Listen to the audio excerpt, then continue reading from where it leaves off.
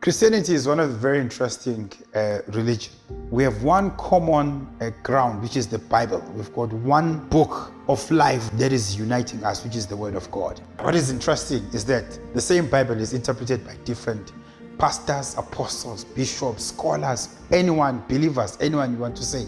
As a result, we've got multiple and different doctrines as believers. The truth of the matter is Christianity and uNkulunkulu yedwa, not Jesus mkhulu afuthi yedwa. So we started the Power Hour, not because we wanted to create a division, but we wanted to encourage engagement for people to sit in the one platform and discuss. I think this is how we should worship God, and I think this is how we should be living as Christians. Is to show the world in as much as we've got multiple doctrines or different doctrines, that is why sometimes we turn stones and it's just uncomfortable. At the end of the day, you see us having tea together because what is grounding us is Christ. So I want you to understand as we watch the show, the purpose of the show is to encourage dialogue, create a good spirit amongst believers, and make sure these doctrines that we are following are not divided. There's only one ground, which is the Word of God. And I want to tell you, we will keep on turning the stones, but we know the center is Christ. As we always say, if Christ is not in the center, Power Hour is not there. Sit back, relax, as we turn more stones. This is Power Hour. I am Pastor ZWELI. Welcome to Power Hour. Wherever you're watching this from, amen. It's a wonderful day. Once again, Power Hour. Thank you so much, bazalwane, to our previous guest, umfundisi Baba umyeni kanye nobaba umhlongo. Siyabonga kakhulu bafowethu for coming. Saphinde sabafuthi ngeholiday nama ladies where my wife and her friends were also in the house beqhubeka bedinga idatshana lezi indaba. Siyabonga kakhulu. Thank you for the comments and the suggestions. Keep on sending them and let's continue turning the stones even online. uNkulunkulu akanibusisa nonke. Amen.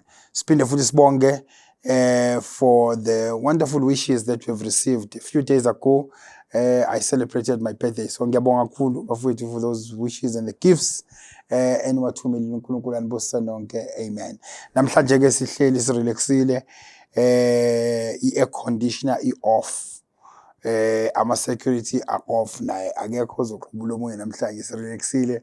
Ngilande ugazi lami, my dear brother. As we begin guys, we are in the house now. Yeah.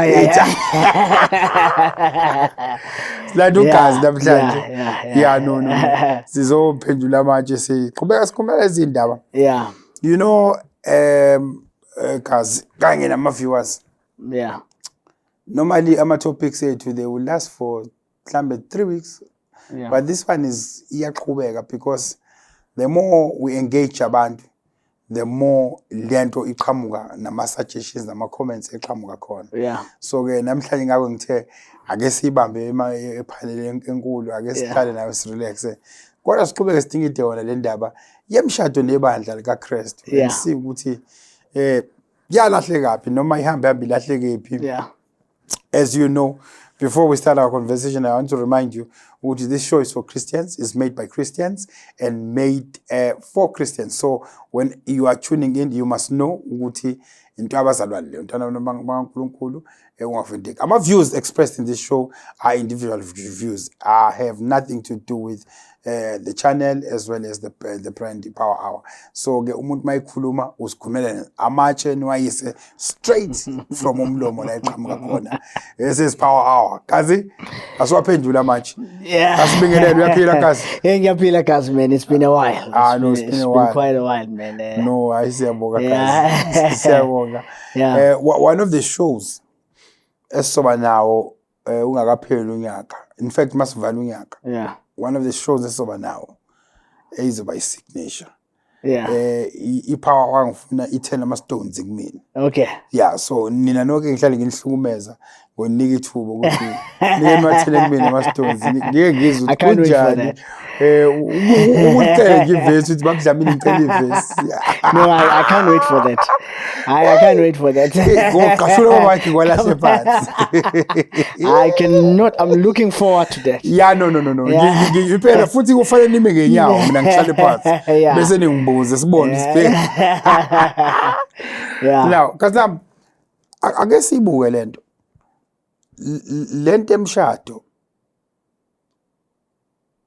Ngithanda ukuthi si trace from the scripture now. Yeah.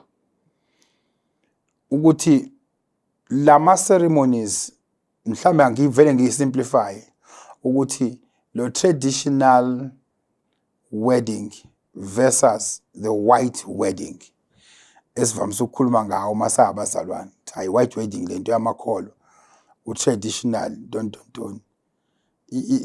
nawo wonke nje lama ceremonies la agcwele is it scriptural?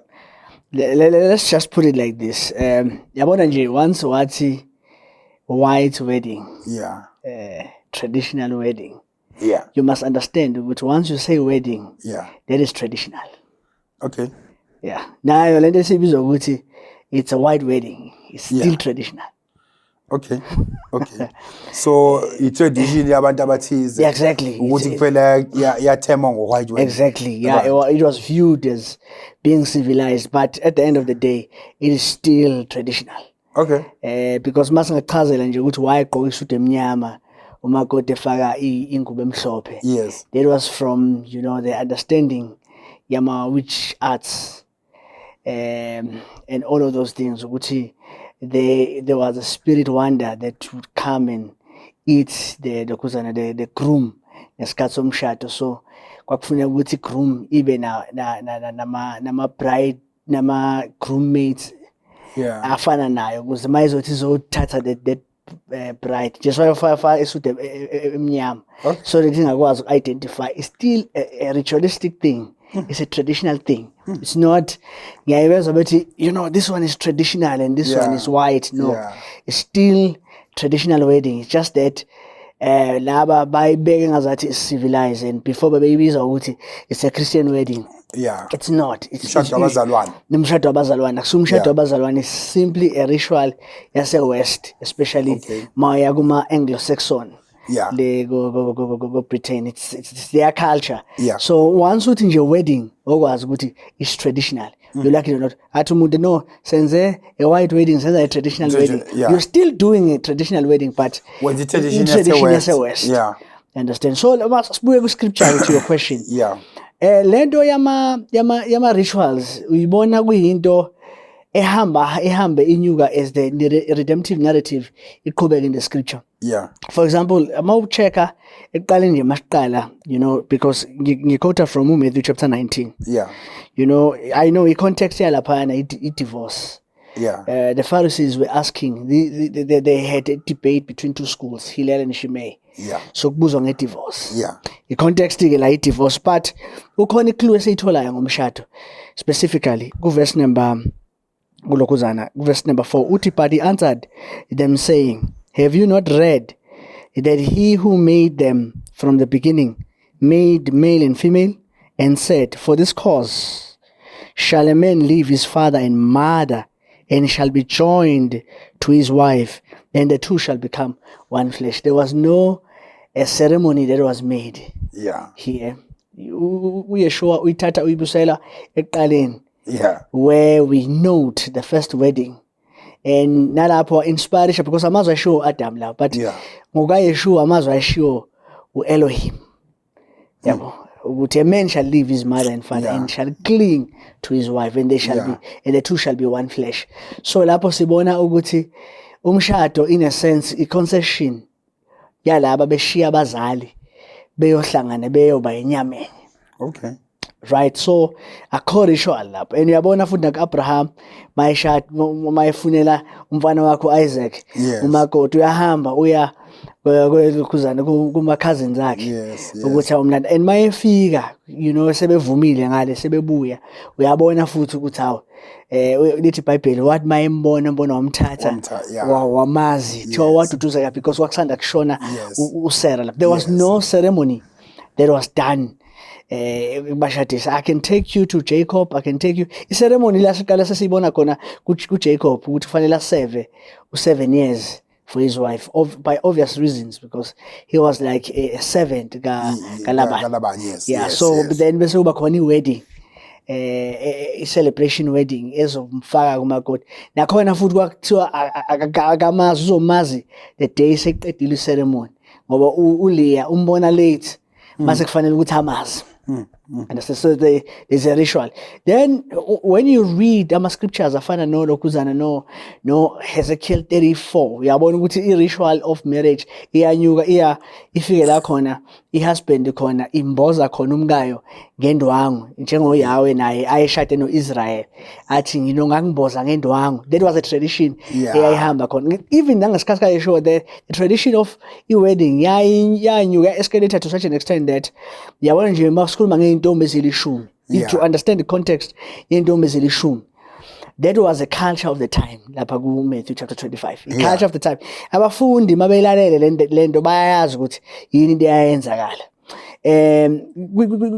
Jewish, especially first century, divided not in all Jewish age marry a wedding, but with Jewish with first century with first century insizwa ibifike eqala ikhulume nentokazi bavumelana. Then bese ihamba noyise iyokhokha i-bride price. Yabona nje John 14 based kuleyo culture le. Inhliziyo engakhathazeki. Kholwani ubaba nikhona yimi ekhaya lika baba kunezindle eziningi. So uyeshwa lapho ekhuluma as the firstborn ekhuluma nengoduso yayo. Uthi ngoduso kodwa si worried. Hayi bo njengoba soshada sohlala lapha. Uthi no I'm a firstborn. You know, firstborn according to Deuteronomy chapter 21 eligible for i-double portion. So ubaba istory lesesendodana yolahleko ubaba eqala nikeza indodana yokuqala i-portion. Bese mayefika indodana endala nikeza i-double portion. So kungakababa ngokwami njengoba sibona lapha ku Luke chapter 16 ubaba utshela indodana yakhe endala konke lokho okungokwami okwakho. Let's cut the story short. What happens is that the young man will move ahambe nobaba bayokhokha inhlawulo bayokhokha i-bride price lento esibiza ukuthi ilobola. Mase ikhokhile yayingekho lento yokunegotiate husband babefika ne-bride price bona abayidecide bona ukuthi this is how much you are going to pay. Mabefika bayikhokha inhlawulo mabeyikhokha bese bayahamba babuyela back ekhaya ayolungisa indawo. I-date yomshado ayikhishwa njengako bakwenziwa in our time. I-date yomshado yayingakhishwa.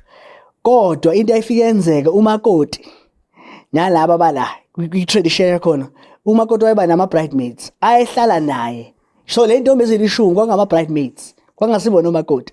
Uma bridesmaids ayelindise umakoti ukuthi because umkhwenyana angabuya anytime. Angabuya anytime. So these ladies ayelindise umakoti. Umyeni wangazi ukuthi uzofika liya. Wangazi ukuthi ufika. Wayengazili uzoshada nabo. Exactly. Wayengazili uzoshada nabo. Babelindisa umakoti. Babelindisa umakoti. The 10 women babelindisa umakoti. Yabo. So what happens is that because umkhwenyana mayehamba wayengasho ukuthi uzobuya nini. You know, bona bakufanele bayilungiselele because yena useshilo ngilethile i-bride price. I-bride price ayisho ukuthi wena sengiyakuona usungowami. Sengakuthatha at any point of time. I can come next week. I can come next month. Exactly. When all you need to do ukuthi ufanele uhlale already. Mina ngifika nina sendilungiselele i-ceremony. Le mali lekade ngiyikhokha fa i-coverisha all expenses. Mina mangifika ngizofika ngizothatha umakoti ukuthi nina ngisazothatha amalambu niyolungisa kusho ukuthi you guys are not taking me serious. That's why laba abanye babengekho ready wabakhipha wangena nomakoti akasana ndaba nama bridesmaids because yena serious business sokuzolanda umakoti wakhe. So that's a context of tradition there. So the disciples were hearing and could understand ukuthi uyesho ukhuluma ngani at this time. So ama rituals lawa ayenyuka in the understanding just use that example because it was something I understand that in the area, which this is how things are done. Absolutely. This is how I think, and they could understand. Now, you know, come up back John 14, 15, 16, but now you are no longer talking in figuratives. Now we can hear you clearly because ukale le talk yakhe le ibiqala manje unwrapper things. Base besebemazi. Besazazisa kubona in reality evela izinto that were to come kubona at that particular time. Sure. So uthi kumina lento ihambe yahamba elibeli developer yazi yafika la sesifika khona. Exactly. I-culture phela nama traditions adapt. Yes. They're adaptive. Yes. Depending on the conditions of the time. Yeah. So you cannot say then culture is entrenched as something divine. If that's the case, then if samba kanjalo, then ibandla ngena. That's a good question. Because if nguzwa kahle kazi these are just cultures that were followed. Basically what we find in the scripture. It's cultures that adapted time and again up until sasafika khona manje. Excuse me, then ibandla ngena. Yabona i-Catholicism iyangena because i-Catholicism, you have to understand this ukuthi inama 7 sacraments. And one of the sacraments akhona is marriage. So it treats umshado as a sacrament. So that is why then ibandla laqala ngena kakhulu emshadweni because bebebukela umshado as a sacrament. Yes. All right. Kahle ibandla ngizokhuluma nje ngibe straight. Yabona nje ibandla the part of the church emshadweni angisho mhlambe kwi ritual. Ngasho ngathi i-minimal. Shuthi alingeni ndawo. No. Into thina esi-adoptayo ukuthi okay now because uGOBHOZI umzalwane. So this is our way of njengoba ngisho nje culture iya-adapta. Understand? We cannot entrench it bese sithi no then scripture fanele umzalwane enze ngale ndlela le ethile. No, njengoba ngisho nje ukuthi njengoba ngishilo ngathi ama ceremonies now they have nothing to do with umshado. This is just ceremonies which we bring people bazo celebrate. They have nothing to do with in marriage. Ngicela ukubuza lo mbuzo ngoba ngikuye. uNkulunkulu umshado recognize ngoba sekusignwe agreement ya Home Affairs noma recognize ngoba umfundisi esethandazela amaringi wafungisa abantu. Yabona nje umshado uNkulunkulu recognize ngoba lishizwe lithi insizwe yakushiya unina noyise. The day kune concession yokushiya uyonamathela. There is a time then njengoba njengayo lokhuzana wanikezwa i-concession uyise. Ukuthi okay now my son now you can find him a wife. That day that was recognized as uthi lo muntu ushadile. Then mase behlangana that is into esibiza ukuthi consummation of marriage. Umshado usu consummated. Ingakho lithi lo hlangana nenkosi nathi masindiswa ohlangana nenkosi umoya munye i-consummation leyo. Ohlangana nenkosi umoya munye nenkosi umshado wenzeka on the cross. There was a concession of the father. Ehlanganisa at the point ingakho kuthiwa isivumelwano it is a covenant. Yakho ke manje uthi umshado kunabantu abanele ukushada leyo ke yabona ke leyo ke uqala umsini. Phela ngithi i-example yonke into esiyenza yonke into esiyenza in the physical. It is done. Exactly. Picture, reflection of what is already happening. That's why I will just say to you, umshado, though physical, as in consummated physical, God it remains as belonging to God. Umshado is about God. Okay. Umshado is simply about God. Though it's consummated physical, that we cannot deny.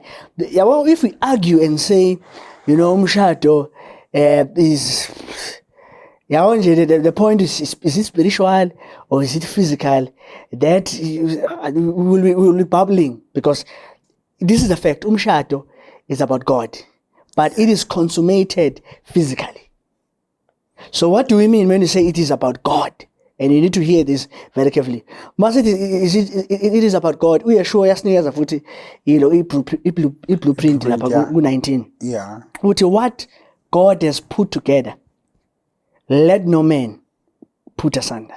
So it's God who puts them. So umuntu, the physicality of man should not separate, what God has really put together. Why not Malachi 2 verse number 16? Theology, Lord Yeshua is correct, because we are ukhuluma nabapriest lapha. Uzuyasho ukuthi altare lami igcwele inyembezi, because you have not been faithful to the wife of your covenant. For I, the Lord, hate divorce. Yes. Malachi chapter number 2 verse number 16, because uYahweh uyena ohlanganisa abantu, and umshado wabo should portray the picture ku Israel, uYahweh is a faithful husband to them. Ngale kulokhuzana ku-new covenant as Christ loving the church, and ibandla li unkosikazi osubmitter to Christ. Yes. Exactly. So that's how it's lived. So once sashata singena kwi-apparatus, singena kwi-lokhuzana kwi-space of God. Yeah. GOBHOZI, ngifuna ungiphendule direct this question. Yeah. Uthi abazalwane abawu-2 bangashada ngeke umfundisi. Yeah, abazalwane abawu-2 bangashada ngeke umfundisi. But lokho sesikwenzela, and fanele ngibe careful about this. Ukuthi bashade before umfundisi, we understand ukuthi umfundisi has been put as a speaker boss, a bishop. A bishop means a ruler. Yeah. So they are shepherded. Yeah. They are led by the minister. Sesisuke sasenza ukuthi si understand ukuthi he is the shepherd over them. But still umshado bungenzeka ngaphandle kwami. Let me just talk about myself, because I am a pastor. It can happen without me. So ngamamazi amzalwane akhe angafika kwena athi seshadile. Yeah, I have to be honest, because I'm used to the culture. I'm honest. I'm used to the culture and the ritual. Biblically, no. He's not condemned. In fact, Paul writes about this. 1 Corinthians 7. Uti, umuntu akangamthindi owesifazane ngenxa yobufebe lo nalo yakathathe. Yabona, and chapter 7, by the way, Kazlam. Yeah. Chapter 7 wonke udila, because emzini kaChloe ibandla laseCorinthe wrote a letter asking issues about marriage and all of those things. And Paul, not even once does he mention indaba ye ritual of marriage. Why would Paul wonke, which is chapter 7 wonke dedicated to this particular subject, it does not even once talk about how you should guys conduct, or for example chapter 16, because so I administrate indaba yokuthi azothatha imali ngenxa abazalwane baseJudiya. Uyasho ukuthi ngicela ukuthi niyiqoqe ukuze mangifika kungabi khona chaos. But chapter 7, it does not even mention that ukuthi okay, mase nishada kanongilinda ngize mina nginishadise. No, uthi lo naloyo should umshado into abantu abawu-2. Yes, umshado into abantu abawu-2, but in the space of God, because umshado ngokwazi njengoba ngishilo, you never forget that umshado apparatus of God. You cannot get married until you sikwenza understand ukuthi kahle kahle uyokwenzani. Indoda kuthiwa he is the image and the glory of God. So mina as a man, as I marry my wife, if I understand ukuthi unkosikazi wami fanele abone uNkulunkulu kumina daily. Ego yami ikhona ivuka, but mina fanele abone God in mina. A man is a glory and the image of God. That's why then uthola ukuthi abantu abaningi uma benza umshado bawenza about money, bawenza about all those things. Uthola ukuthi abantu abaningi, because umshado you cannot do it apart from God's way. You can only do it God's way, because ikhanda lendoda uKristu, ikhanda lika Kristu uNkulunkulu, ikhanda losifazane indoda. So indoda fanele portray Christ. Men love your wife as Christ. So mangishadile kusho ukuthi nginemthwalo. Uyakahle mawushada usuku uthatha umthwalo upon yourself. Exactly. Usuku uthatha yoke upon yourself to say, now kulo sisi lo ngizoba ngizo-exacta ngizo-reflecta uChrist. Yes. I-pride yami ikhona, you know. Kusho ukuthi ngamagama njengayo uKristu elithi insizwa njengoba siquote verse, insizwa yakushiya unina noyise enamathele kumkakhe. uKristu washiya uyise emazulwini. Wazonamathela kumkakhe. So he died for his wife. GOBHOZI, come on. So it is the same thing with marriage, you know, whereby you move away from Christ standard through and through. Christ standard through and through. Usuka ego yakho kade bekuphemparisha ekhaya bekusithi sokweqanda. The day you get married, ubuqanda buyaphela. You will lay your life for this woman now. You will die for them. In fact, lento siyibona naku-Adam. U-Adam lapha mawufunda with-theology kaPaul ku 1 Timothy chapter 1. Uzuyasho Paul uthi, for Adam was not tempted. It is a woman that was tempted. But Adam took the blame. Adam clearly wadla deliberately. Why? Yeah. Because wayethanda umkakhe. Yeah. So he chose ukuthi adle because of the wife. Hey. So wona he took a decision for the love of the wife. NjengoKristu naye owenziwe isono ngenxa yethu. So Christ was without sin, but for our sake became sin. Ingakuthiwa he's the last Adam. So indoda ke, to be a man, masithi uyindoda emshadweni, usuke the day you get married, usuke ufa kuwe uzibulala for the sake of the life of this woman. So that's why then when we deal nomshada, still now nje sibe light about it, we become strong to a gentleman ofuna uzoshada no wesifazane wakhe. It's not about you. The day ushada uyafa. Lento yokuthi amasonto athi ayithole seqhubukela emshadweni yabantu ngikulinganisele. Ufica abafundisi becheck ama bank account abafana ukuthi how much do they have, can they afford, bahlanganephi. Khona ezinye izinto ezinhle mawuyibuka, but they are not supposed, they are unnecessary. Yeah, they are unnecessary. Yes, imali is a dynamic of marriage. Yeah, you cannot lie. If you check our stats, izinto eziningi exabanisa ama couples, one of them is money. Yeah, true. But that is not imali is not a makeup of marriage. Yeah, but so yabo nje wrong. I'll speak very straight. You know, Leo is absolutely wrong. We check our bank accounts and all of that.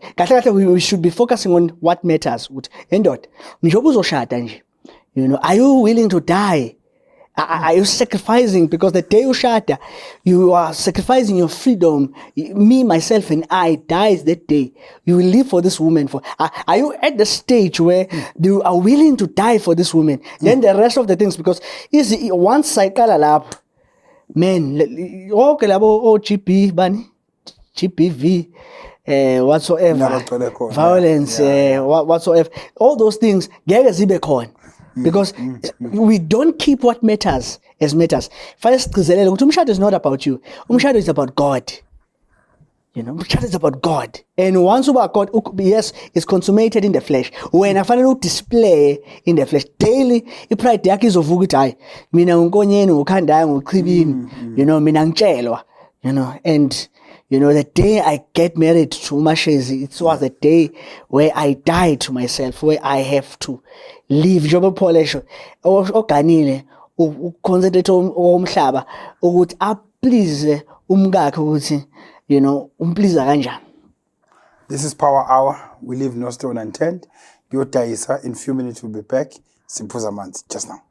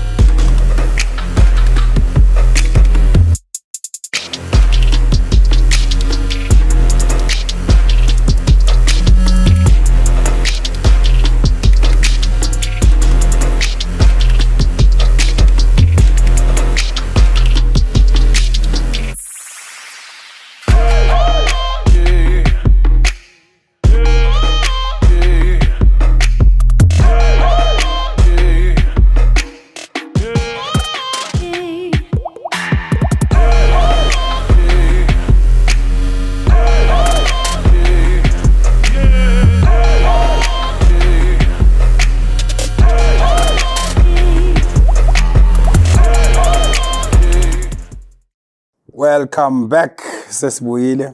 Guys. Yes, guys. Namhlanje uphendula amatshe kakhulu.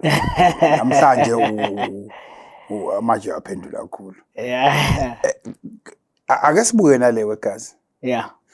Because manje usuchazile ukuthi traditional izinto siyashintsha. Yeah. Noma tradition is introduced. Yeah. To address certain things kuleyo generation. Sure. Sihambe safika la khona kuthi angithi esontweni. Labantu abamnyama la khona siba nemgomo nembandela yokungena emshadweni. Sagcina sekuyimithetho ebonakala kuyimithetho yasevangelini. Yeah. Sathi imithetho yasevangelini. Yeah. Yokungena khona emshadweni. Ngabe ngiyakanga mase ngikudedele ungawuphendulanga lo mbuzo ukuthi le ndlela well ngiyajabula ngoba ngikhuluma nomuntu age group eyodwa naye. Yeah. Ukuthi indlela esikwakuthiwa singene ngayo emshadweni. Exactly. Uyakhumbula indaba yokudate nokujola ayichithwa kanjani? Chitha impela nje. Asizifaka sithi angijolisa ngiqomisa ngishela. Kunjani sasizwe njalo kunjani intombazane ethi umqansonga jombo. Nkosiyami. Nkosiyami. Yeah. Khona the days. Khona the days. Khona the days. In fact undabani unesithombe sakho usafakaza leyo. Okay guys, ngicela ukuthi icrew yenze show ukuthi yasithola isithombe uPastor Ndamane unesithombe sakho ngasibona ngamehlo video ngaba kuGOBHOZI esa shumalela kodwa ngizosifaka Marunda Ndamane manje. Manje ngokwakho guys singena kanjani manje? Okay. Let me before ngibuya let me share you my experience shortly. As you know, mina nawe our history iyafana. We grew up in church. Kunjani. You know, I grew up in church, traditional church, you know, and you know, I'm a typical Pentecostal boy. Yeah. Yeah. Imina lo. Yeah, so nje. Sifuna ivangeli lenhlanzeko exactly. Yeah, asimfuna umuntu ongacaci, sifuna ivangeli lenhlanzeko. Yes. So you have to understand that I grew up Sunday school and ngakholwa ngasindiswa at the age of 7. Yeah, so my life nje, big life right after phuma nga matric. The problem began when I went to a seminary in Pretoria. Yeah. Where I was exposed to another culture. Yabelu. You know, I remember my first service. Ngifika ngibeke impahla. Then I went to a Hatfield. I went to this other church. Mangifika lapha. Ngithola this other guy, and this guy was a leader of our life group. Yeah. And Mark Dunyiswa lapha, now girlfriend yakhe. Married him, my lips. Married him, and I was turned off. Imagine this Pentecostal boy. Kugene kuyahluka yawo nje umfundisi wami wayethi uma phambili uthi uyafakaza uthi ukhotha amavesi athi awume ngamavesi fakaza ngawo awusitshele ngawe ungawazi amavesi kodwa ake sibheke inkambo. So this guy was articulating. But I get the guy sasathi lapha sasithi igama uZWELI ngisa umntwana kaNkulunkulu ngisasenyanya isono namanje yasenyanya ngihlukene nesono. So that was a culture shock for me. And it was normal for them. And eventually, after 3 months, I got married. Then that for me became an epiphany. Something started. I started really questioning my background. It's okay. These people are Christians, and as the more I got exposed to their culture, meeting other cultures, meeting Norwegians, meeting you know different people from many areas, even people from Israel. You know, because I even we had trips where we go, and I would find there are people who are really devoted to the Lord, but you know, relationships, and then. And then I asked myself, are these people going to hell? Well, phela ngevangeli lethu Babesibukwe. Yeah, because bayadlala evangelini. Futhi kuwes ngoba bona bazi. Yeah, and when I began to spend my time, kwangathi nguMartin Luther nami excavating. Ngiyakuzwa. Ukuthi no, what le nto kade ngifundiswa for years. Siziyaqala ireform. Can I reform? Let me check this thing abayikhulumayo. And then I realized ukuthi mangithi ngibuza direct questions, because I went back and I started asking direct questions to my leaders. They wouldn't answer me correctly, they will, I know okay, omunye waya laphana kulokhuzana ku Abraham. Yeah. Then bese ngimbhekisa ngithi asime kancane afbheka Abraham. Abraham, do you realize that Abraham was a tribal chief?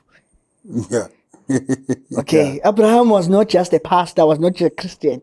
He was a tribal chief. Ngamagama enkosi wayakha isizwe. That is why uma engathola abantwana uSarah waba nepressure.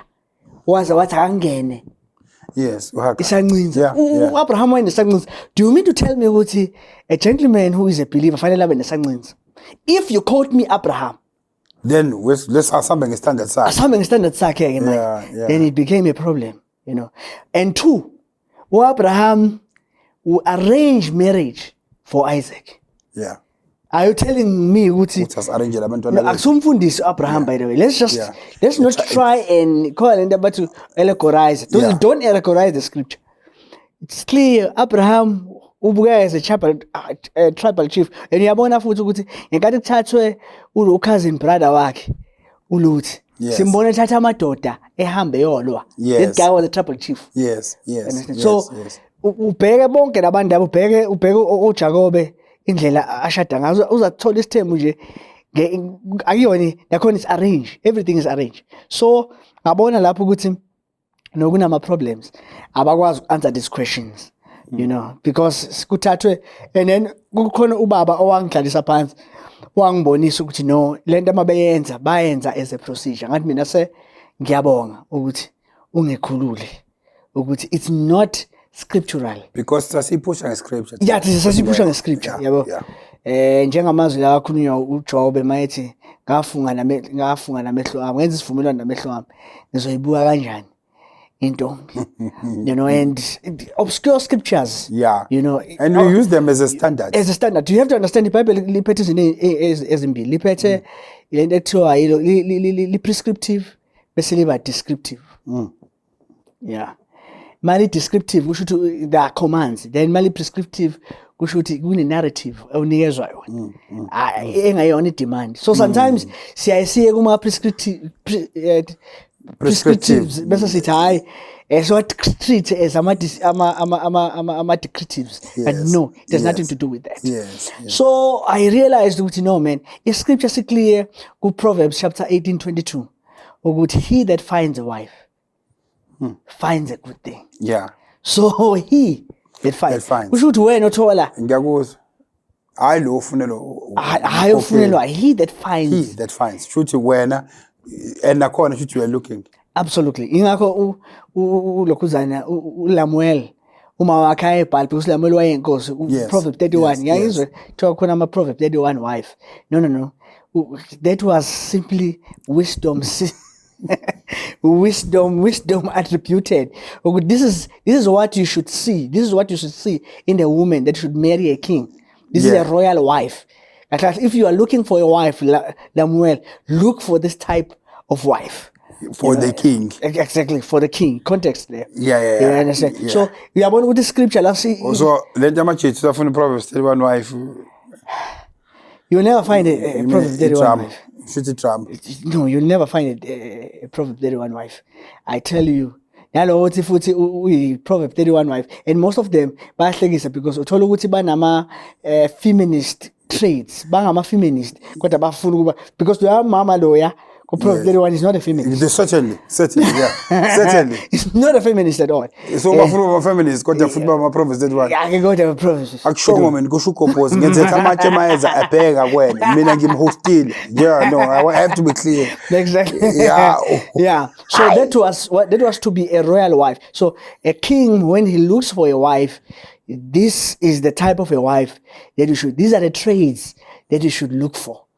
You know, izinto lezi kufanele ukuthi uyithole if you are looking for a royal wife. So iscripture sithi but yabona lezi zinto lezi ngifuna ukusho ngoba kuyobonakala ngathi ngiyayixaka. Yabona lezi zinto lezi so lama procedures lawo I protect wena malandela.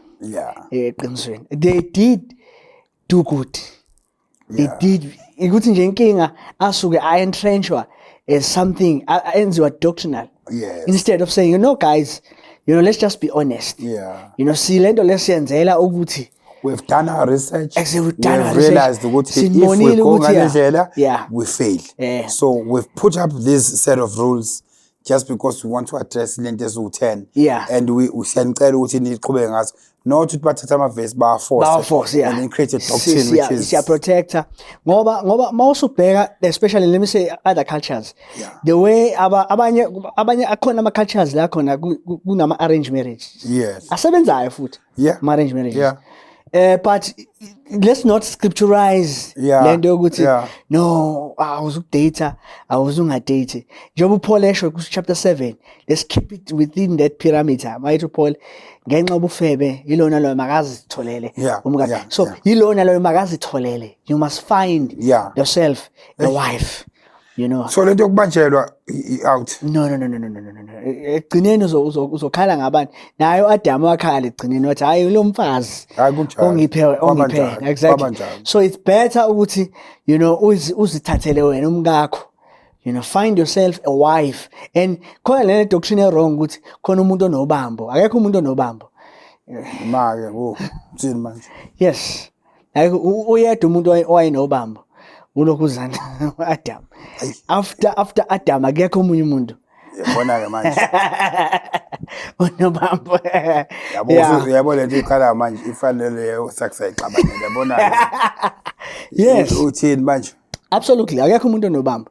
Phela bekuzothi unkosikazi wakho noma indoda yakho mayishona ungaphindi ushade because lo ubambo lwakho. Kusho mase sinokulunga GOBHOZI akena ubambo lakho. She is the wife of my youth. Okay. Yeah, she is the wife of my youth. Ilento akhuluma ngayo uProverbs 18. She is the wife of my youth, not my rib. You know, she's not my rib. You know, umuntu wayenobambo, it was Adam because a firstborn of creation. You know, that is the beginning of the redemptive narrative story. You know, and the rest more checker, Abraham, Isaac, Jacob, and Israel and the whole nations. Babengekho worried ukuthi ubambo lami luphi angifune ngizohamba manje ngifuna ubambo lakho. The day you get married to a person, lo muntu wakho. Sazi sikhulume nje izinto eziningi ezingama myths ekufanele siyibreak because njengaba especially African Christians sifundiswa ngama myths. Sifundiswa ngama myths. We were taught through myths and lento yabona ukuthi isuka kwiculture yethu. Because abantu abazalayo okhokho bethu babesinqene ukufundisa.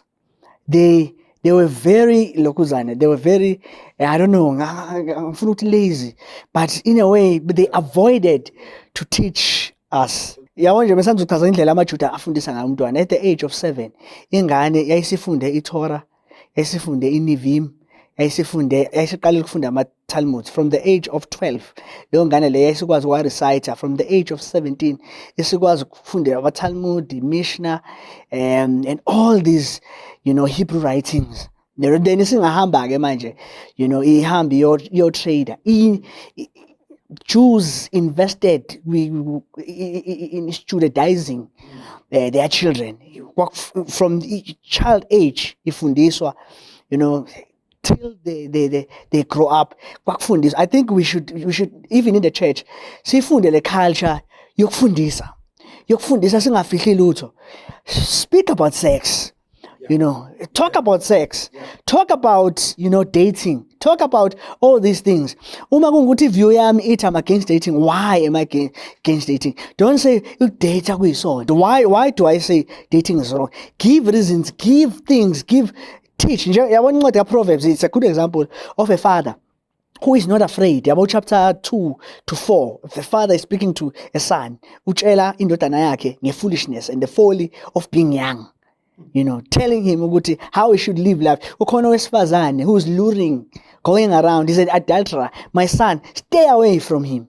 You know, wisdom cries in the streets. Yabona ukuthi ubaba oconcern ngendodana is trying to teach the son. I think as the church we have a responsibility not just of just nibafundisa ukugcina konke. You know, we siyanqena ukufundisa ama-myths njengoba ngisho nje mina ngaba shocked. You know, to such an extent that I made a decision mina guys ukuthi when I get married ngeke ngiboniswe. Yes, that's the first thing. I made a choice. I know ngibonisa ngeke ngiboniswe. Ngeke ngilokhuzana ngeke ngichuzelwe, you know, and I will have to know my woman. So Kaslami, should when what date? Kazi, I courted my wife. Yeah. And our relationship, I'll put it out there because it was clear even to the church. It was not something hidden. Yeah. Because enye into eyenza ukuthi lezi zinto zenzeke kuze kwenze amahlazo ukufihla. Yeah, ukufihla. Yeah, so it was not hidden. Number two, we kept it as pure as possible. Yeah. And it didn't take long. And I always encourage you, so when we do these things, it does not take long. Yeah. You know, longer than a year. It should just take sweet, short, seal it, yeah, be done with it. Yeah. Exactly. But it shouldn't be a person or, you know, that of saying what, you know, hey, I've, you know, hey, and all of those things. No. It should be simply a person that you have, you know, observed their life, you know, indlela abaphila ngayo. Ungathi ungafane insizwa dala sanda, you know, when sakhula thina. You know, isanda kuphenduka, they cannot experience what you experience. Ukhona insizwa nje yashada intombazane eyibuka lapha phambili. Yeah. Ibona laphana yahamba yakhuluma nama-elders. Ama-elders, you know, kwahlangana yashada in 3 months.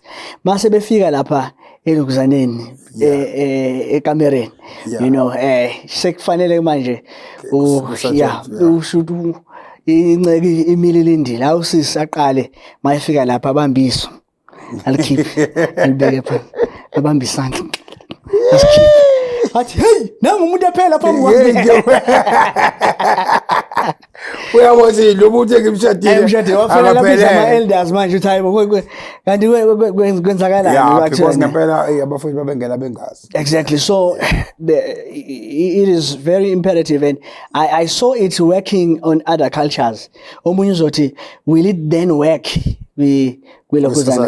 society, because abanye bathi hey baningi abantu abasha balimazene and all of those things. I mean, I will say to you, you have to know yourself.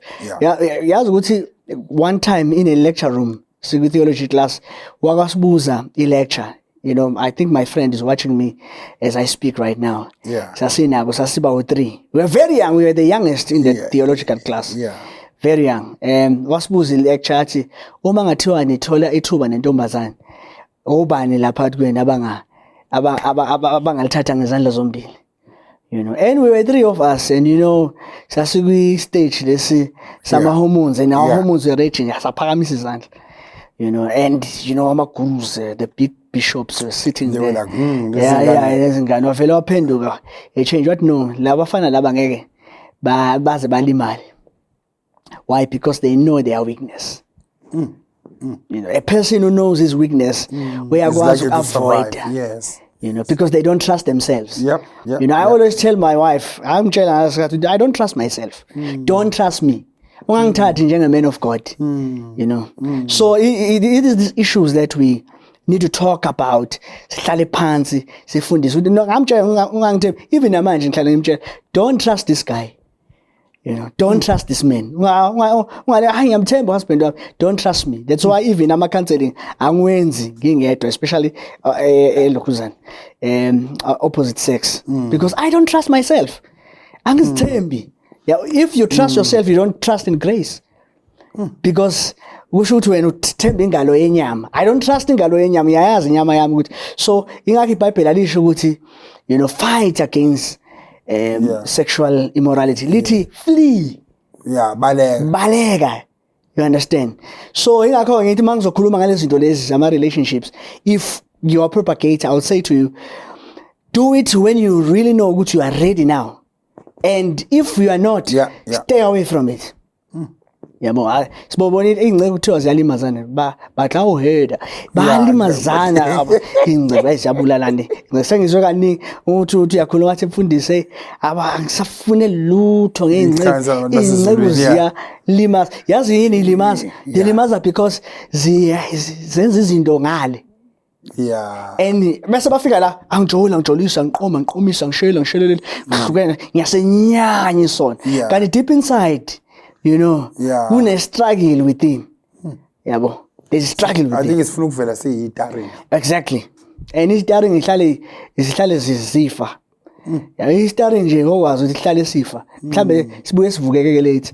You know, but the most steering, yabo thina sabukhula sibukela ama movie afana down, shaya steering. Sivuke sesimanike steering siyashaya. Rather not be a steering. Yeah, and be safe and trust in grace. Yeah, I understand. So, okunye ezinye zezinto ngeke sazi you know sazi promote kwabanye abantu.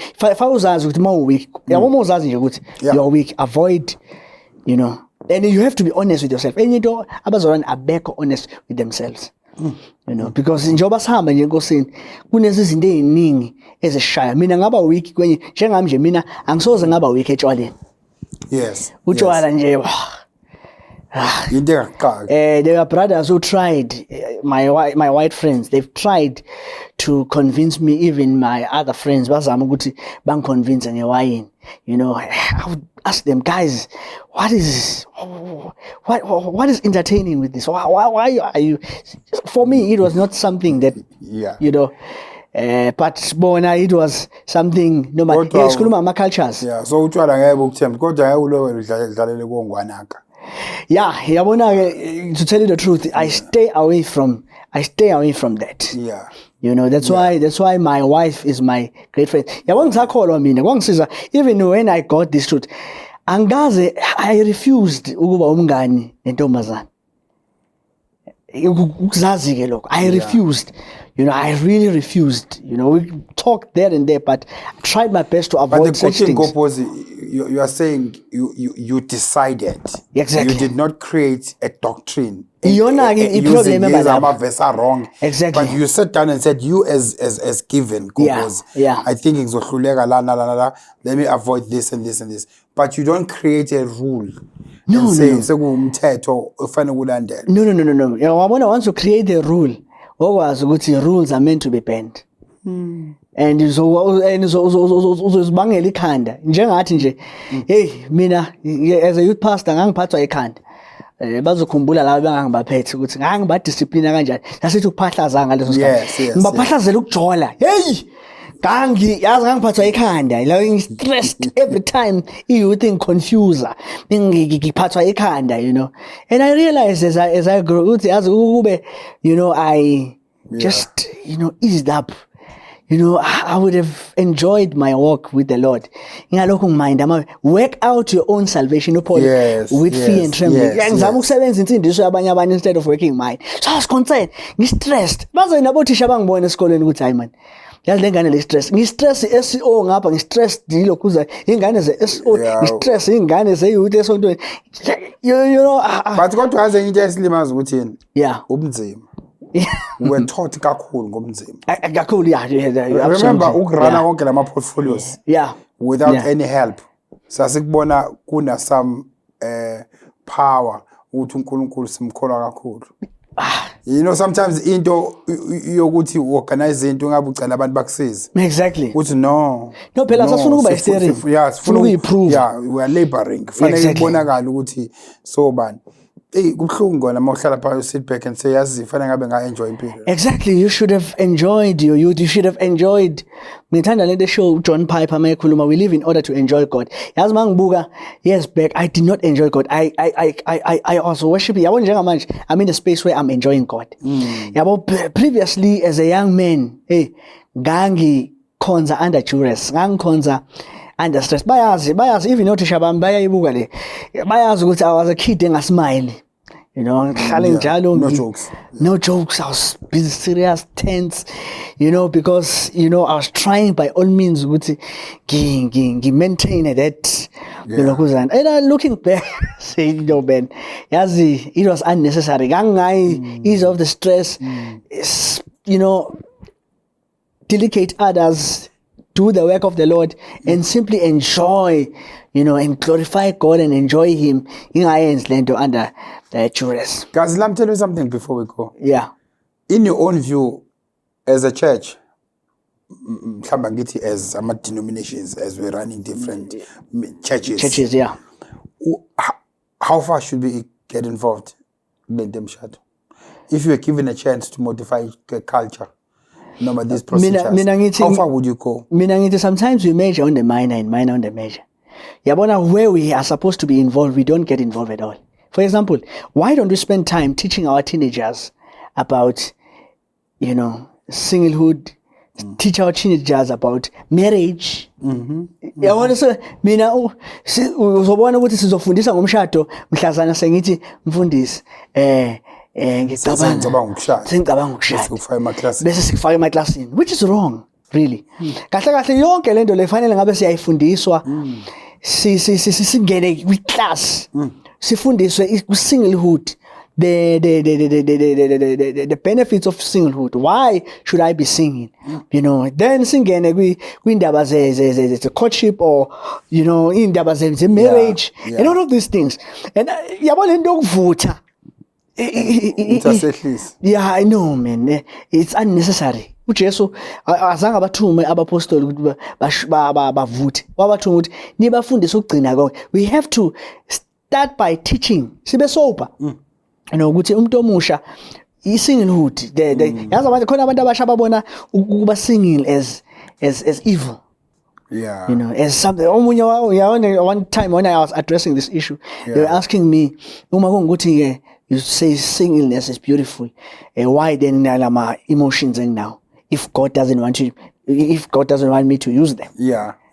And I realized from there, and I had to sit down really when these youngsters began to ask me questions. No, I have to really teach. So Tina's mind, sifuna ukugijima la ceremony, just push abantu ukuthi abangene kula ceremony, but we were never involved.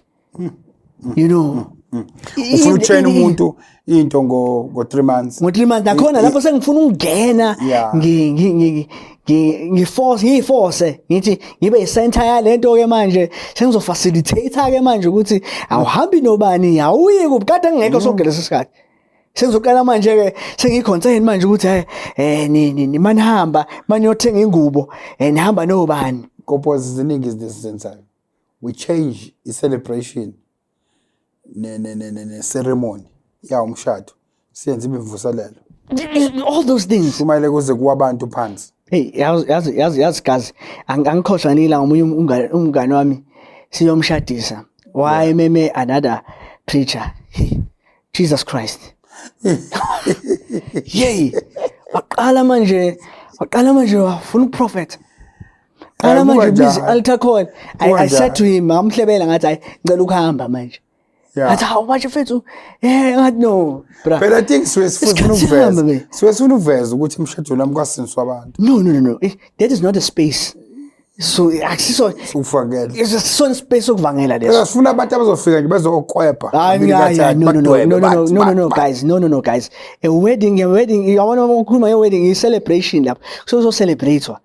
Lapho ila khona sekufuna umshado ube yisendle lezo kade sikhuluma about Christ and the church. Ilezi izinto lezo efanele the beauty of marriage, motivate others ukuthi yini umshado kubaleka umshado. All these things I say do those programs. Man ufuna ukwenza imvuselelo hambani nenza imvuselelo. Hayi emshadweni. Hayi man. Yawubona ukuthi Nkosi yami sesisemvuselelweni manje. No. Ufuna ukuthandaza nomuntu sasivala umshado. No. Sekubizwa altar call senzofuna uginqa abantu manje lana. Yes, we chaotic guys. No. That thing must stop. Enye into ekufanele siyeke yilokwenzela imshado le yemali. Thola ukuthi abantu sehlanganisa imali engaka imali sekwenziwa and then abantu at the end of the day sebeyaxabana sekho thina. Bathi sijabulela ukuthi kade kumnandi imvuselelo kade imnandi wara ansekho nini lemvuselelo. Sebebhekene Ivuselelo seyithatha imali ayisekho. Hayi ithatha imali ayisekho. Ngifuna ivuselelo ningene ngetende. You know, umavuya wavaliwe ningene lapha. And all of those things. You know what? You guys are simply wasting time. Into ebalekile la ukuthi mhlambe nizo celebrate this wonderful thing. Nizobongela this wonderful thing. Yeah, and then mhlambe my job might be minimal. Mhlambe ukuthi okay, they want to make vows as a marriage officer. I can just do that. Yes. Ukuthi nginilokhuzane in signs and all of that because I've been given authority. Yeah. Otherwise, so that ngisuke lapho. Yeah. Emva ngisuke entweni zengane bengishade sezinye ingane nje ngiyithandile lezi ngane lezi kade ngishadisa. It was a month ago. I love what they did. Bavele bangifonela bathi mfundisi sicela ukuthi nizoshaya endlini sayina saqeda. I took pictures. You can check on my Facebook. Took pictures and I said wow, these kids are doing wonderful. This is what we wanted, Nazi, but well it couldn't. But you know, they just did this thing, small thing. Bazobe bene celebration later. Sebeshadile, you know, sisofika ke nathi sesiba encourage ukuthi hayi sikhuluma nabanye unina enisingila kube kuya ngabe niyashada wara and all of those things.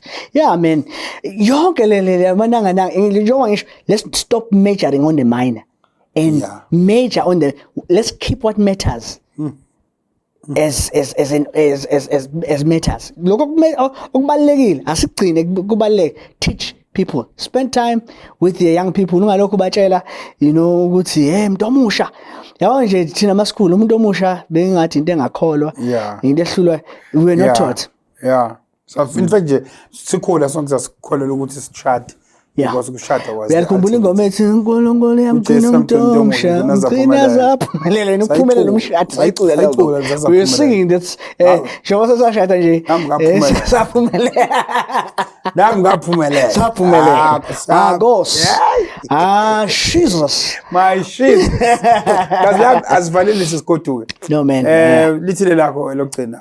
You know, elami lokugcina kazi, you know, lithi. You know what? It's a challenge for the church. You know, ukuthi sithathe ngiyazi ukuthi Catholicism yafika nezinto eziningi which as a Protestant church we are against. But I mean, one thing engiyibonga ngabe, especially kule sacrament yomshado, they take it serious. Umshado is taken as a sacrament, very serious.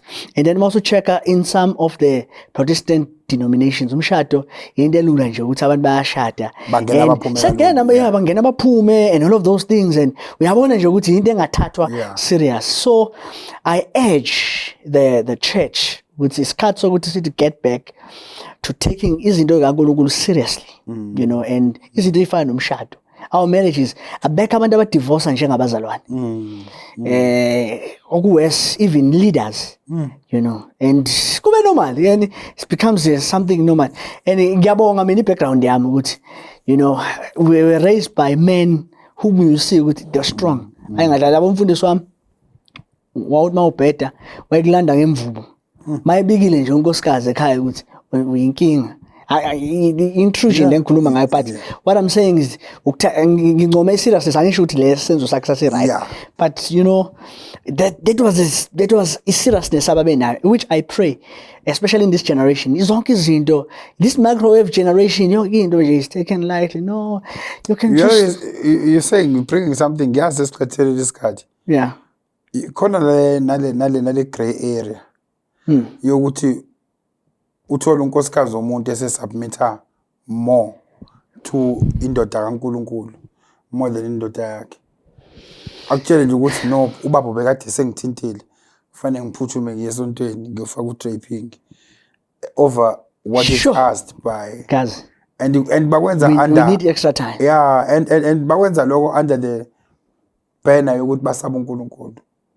Yamesaba uNkulunkulu, so angikwazi ukungaya. Is that correct? Yazi guys, ngiyabonga ukuthi uthinde leli point. And ngilibonile especially kuma charismatic Pentecostal. Yes. Imshado iphelile in the name of, you know, ngizwa the man of God. Yeah. Listen.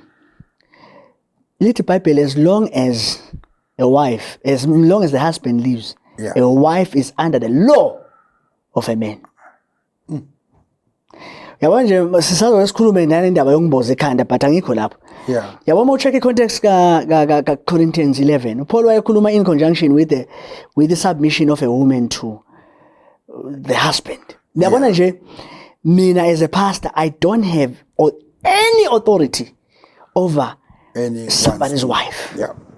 Uyabona nje ivoice ekufanele izwakale ekhaya akuyona ivoice kaGobhozi. Noma ngabe thu apostle, arch-apostle or whosoever. Uma uGobhozi ethi ake ngithi mhlambe unkosikazi wami ngiyakubekisa I'm submitting under umalandela yini unkosikazi wami uhola kakhulu bese athi umalandela hey we unokulunga ngidinga 70,000 from you. Uma mina ngithi no ayiphumi leyo mali noma ngathi uhola because that's stipulations kaNkulunkulu ukuthi a man is the head of a woman. So you are saying pastors who are doing that are crossing the line?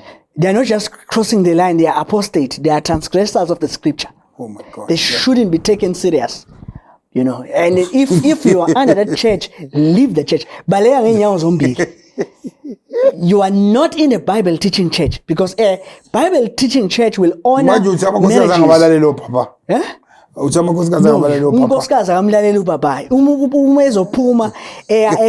You ask authority from your husband. You know, that church exalt to Papa against your husband, it's a cult. Leave the church. It's not a biblical church. You know, ibandla ngempela kaKristu honors marriage. It honors, it exalts marriage. You know, iyayiphakamisa umshado.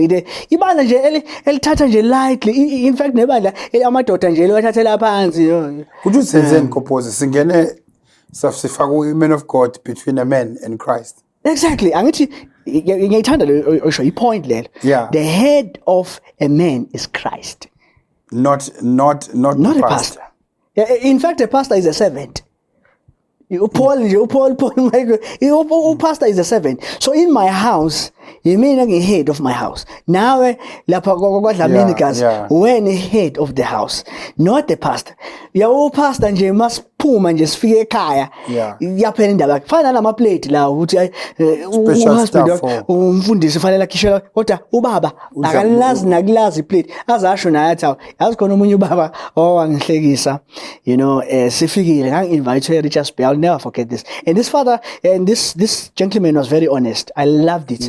You know masifika laphana sesifika umama uyaphaka waqala silethela ukuthi sigeze vele wakhuluma indoda kaNkulunkulu yathi hey say wathi hayi given hayi siyamangala nathi sinathi sigezwe izandla ngiyayiqabuka lento Nkosi yami ngafise ngazathi ngiya hide somewhere kodwa yenza kahle.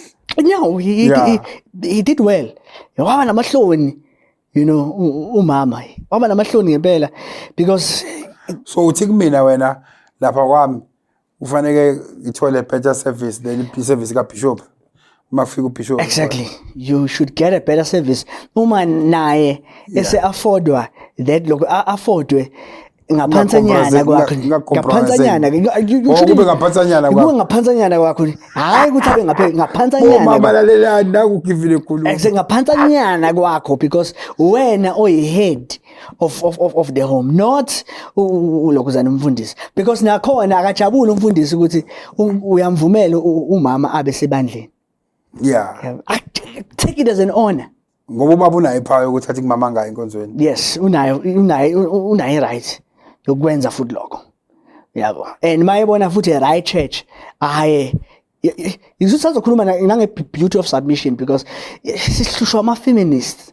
You know, this 21st century generation that is trying yabona nje lami lokugcina sengivala ngiyazi bese democracy, marriage don't mix. Angiphinde le. Democracy, marriage don't mix. So if you want to embrace democracy, nullify marriage.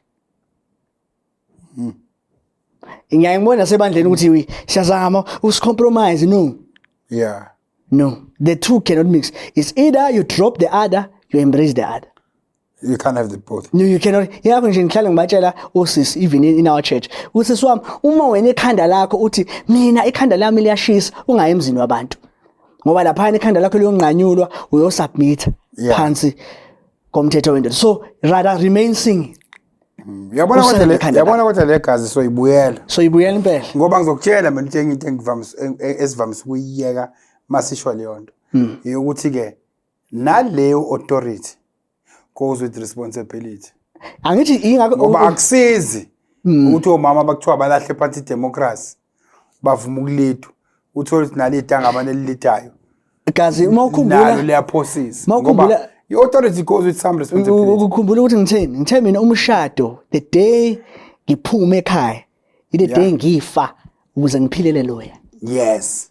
That's what I said. Yes. So understanding marriage kahle iweight ayikho kuwesifazane yakho ikumini. Yes. Ufanele ngiportray uKristu kuye daily kufi ego yami. Which then makes it easy for someone to submit. Under you. Yabo ngibuye ngibalance kahle because ngiqale ngathi.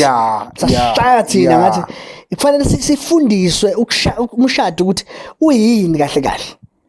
Then ke sesingakhuluma ke sibe hard komama. Wasesidilini nathi ngoba abafethu bayahlupha ingane eshada ingane. And especially this generation. Uthola ukuthi sifundiswa kakhulu self image. Yeah. Now ubhuti la ufundisa self image. Yeah. Now usisi la ufundisa self image. Yeah. Mabe shada ama ego. Kushada itho. Uzoshayana ama truck. Yeah, very. And then ungathi umuntu hayi mina sengifuna ukubuyela ekhaya ngeke nalo hayi mina ngeke ingihlulile lento because lento vele uNkulunkulu uyidesign ukuthi khona into bobabili bayafa labantu they die. Omunye ufa one way ukuthi a project yabo nje ukushaya inkosikazi wakho. Ask yourself ukuthi wena nje ubunamaphutha ngaka nje uNkulunkulu does he nokuzana does he do the same way or he is gracious to you? Now asikho together. Ngoba manje uyazi uthini manje? Yeah, sekuzofukisa inhloko. Uyazi ngoba manje uthini? Uthi wena uNkulunkulu akaSpanish kodwa thina sifuna ukupanisha amakhosikazi my wrong. Asishiyele. Mina ngisasikho. Kodwa ngiyakuzwa usho njalo. Asikho ukuthi siyapanisha ngala kodwa thina Spanish. God is merciful. Njoba usindisiwe nje namanje. You don't deserve salvation. Yabo, uNkulunkulu is not fair. God is not fair. If you say God is not, salvation is not fair. So salvation is a proof that God is not fair. Because if fairness iti umuntu owenze wrong fanele umpunish uqede ngaye. Yes. But uNkulunkulu offered us salvation. Yes. That is not fair. So umshado unjalo. Umshado is not about fairness. You know, what is in it for me? Umshado is not about fairness. Umshado we sacrifice yourself when ingekho into umuntu ayi ife fanele ngabe ithi wena ngabulele manje. Exactly. Kodwa uthi I'm sacrificing. I'm laying down myself. Ngiyazi ukuthi ngiyathanda ukuhamba nabangani bami. But you know what? I'm going to spend time with her. Boring njalo ngiyazi ukuthi she's boring. Akathanda izinto engiyithandayo. But for that sake ukuthi ngifike la khona ngifa khona ukuze always he will see the love of Christ in me. It's his power hour. Kaslam, thank you so much. It's always a pleasure for you. Ukuhlala nawe isikhathi sesambile bazosibulala. Ayibasibulala ngempela. Kodwa ke i-topic yethu iyaqhubeka bazalwane. We are going to develop it further because into emshado ifaka into eningi. Kakhulu. So thank you so much guys for coming. Ngiyabonga guys. Uzobuya soon. Onke amatshe niwashiye mfowethu give you mina angiyenza. Abayazi nawo. Wena uthi abantu abanalo ubamba ngikho right. Abawaletha amatshe ngiwalindele. Seningishaya kakhulu. Yabo njengamanje sengifana nensimbi nje ososhaya very shy. Wena uthi abantu abanalo ubamba angikho right. Bazalwane, let me take this opportunity to say thank you so much for tuning in. uNkulunkulu akanibusiseni wonke. Siyabonga kakhulu to our 760 crew for making this podcast a success. Special thanks to everyone who sponsored i-broadcast yethu ukuthi bempumelelo. Bazalwane, your support is truly appreciated. We truly appreciate you. We know that these channels are costly. To watch these shows cost you money. we truly appreciate from inhliziyweni zethu siyabonga kakhulu for this ongoing and never-ending support. uNkulunkulu nje akanandisela nibusise nonke bazalwane as you continue to watch iPower Hour. We continue to turn stones, sishiya nje onke amatshe ebheke phezulu. We are going to build up on this point and look at issues of singles, and we'll take it further to a point where we are going to look at issues of a divorce. As you know, within the church, as Mfundisi GOBHOZI has also highlighted issues of a divorce in the church. So we have exciting weeks ahead of us. So stay tuned and we'll keep on turning stones. uNkulunkulu akanibusise ke. Mota mota.